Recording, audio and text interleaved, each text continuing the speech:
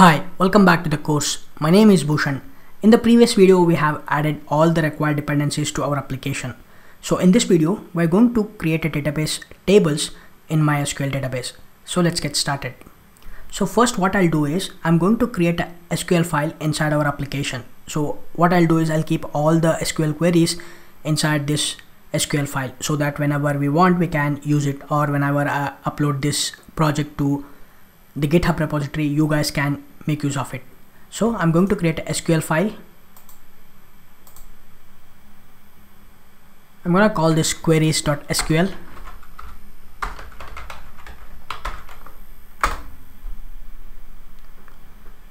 Let's create a database first. Create database. I'm going to call this employee directory, or let's say Spring MyBatis. You can give any name you want. I'm going to call this Spring MyBatis. Next, we're going to select this database.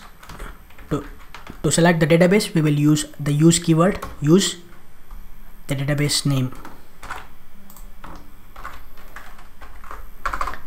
Next, we're going to create a table. Create table. I'm going to call this employee. You can give any name you want.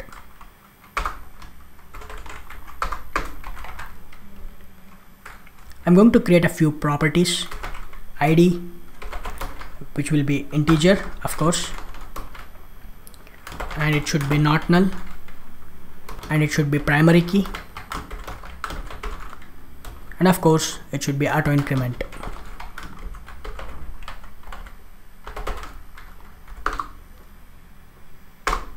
The next property, which is a full name, which is of course varchar, and I'm going to give a size 50, and it should also be not null. The third property, which is email, which will also be varchar, which is of 50 and which is not null. Gender, which is also varchar, which is of 50, not null. Hobbies, varchar, which is of 50, not null. Country,